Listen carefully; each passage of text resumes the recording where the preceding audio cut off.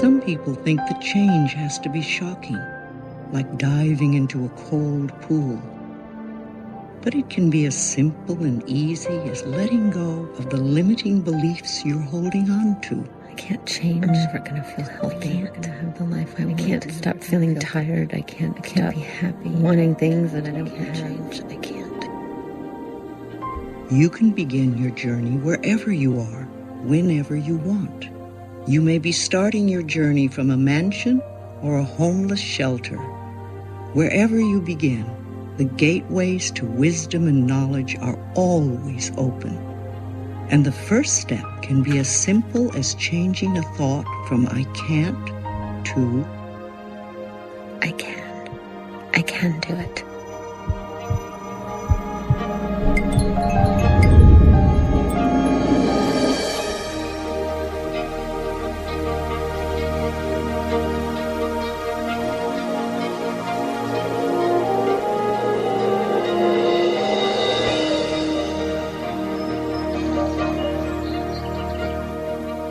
When you get it, that you have so much more control over your life than you thought you did, or control over your experience of your life, if not the events of your life, there is this sense that is so playful and so joyous, and it begins with changing the way you think.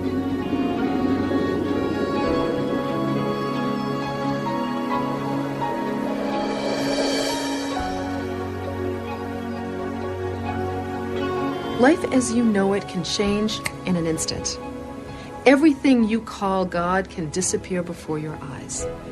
And it's not until you have a crisis like that that you come face to face with what it is that really matters in the world. So it's a wonderful thing when you bump up against something that feels uncomfortable, because it's this opportunity to now feel the discomfort of it and work it into a place of greater comfort. That's how you get rid of those obstacles. That's how you let yourself flow in the way that you want. Okay, I can do this. I can do it. I can change. I can make my life better. I'm scared, but I want to change. I do.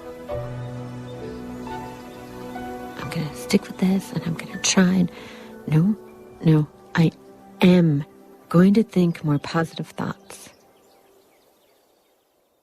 Like, I am happy. I am happy. Oh, this is not going to be easy. The universe is not responding to your words, but your words are reflective of how you feel. And how you feel is reflective of the vibration that you're offering. And the vibration that you're offering does equal your point of attraction. So paying attention to what you say is a very powerful tool for understanding what your point of attraction is. It was on a tour of Australia, and it was one of the first conversations we ever had. And so I was trying to rush her around, and no one should rush Louise around. She is right time, right space, all in its good time type of person. And I said, Louise, let's do this and let's kill two birds with one stone. And Louise looked at me horrified and said, why would you want to kill two birds? She always walks a talk, and everyone around her seems to pick up on that. From that moment on, I really was careful in what I said. I stopped saying, I can't stand this, that person's a pain in the neck, or I'm hopeless. If you can really accept the fact that every time you think a thought and every time you speak a word, you are literally painting your future, whatever you want to call it, you are creating.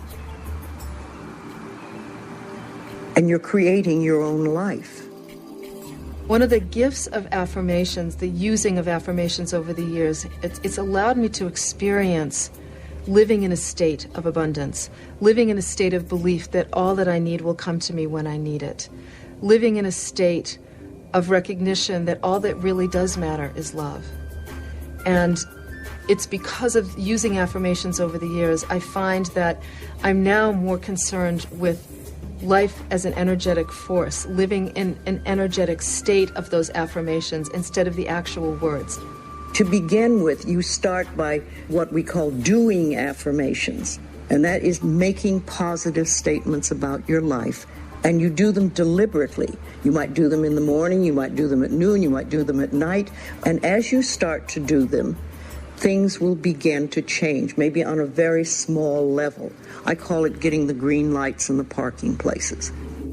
The affirmations get you into that space where you are ready to recognise the healer that you need, recognise the teacher that you need, recognise the philosophy that will work best for you. Doing an affirmation is either writing it down, writing it on the wall or the mirror, or just saying it. My body now restores itself to its natural state of good health. I'm strong, fit, and vibrant all the time, every day. I'm in the flow of my work and play.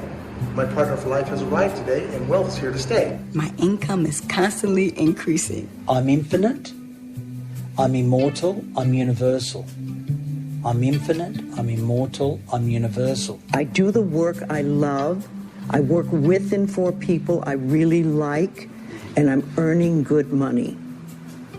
Now, you don't have to have a specific job, but under that banner, a lot of good could come into your life. I am passionate about life. I love myself. I am well. And then I bet you I said it 300 or 400 times a day to get over the fear of having cancer. And I believe that not only saying it, but actually believing it. The affirmations is just the starting point. That's like going, okay, here's where the goal is. What really gives those affirmations power is the emotion we put behind it. So what's interesting is you start out the journey going, okay, let me start here. Step 1 is what's the affirmation? Step 2 is, how can I generate the emotional power behind that affirmation? And a lot of that comes from taking actions to support that affirmation. That's how you begin to step into that state. And then as you step into that state and you take actions and you put the emotional power behind those affirmations, they begin to manifest themselves in your life. It's got to get anchored into your, not only your mind, but in your spirit, and you have to believe it. And when you're first doing it, it feels fake. It feels silly. But after a while, you start to realize, yeah, that's right.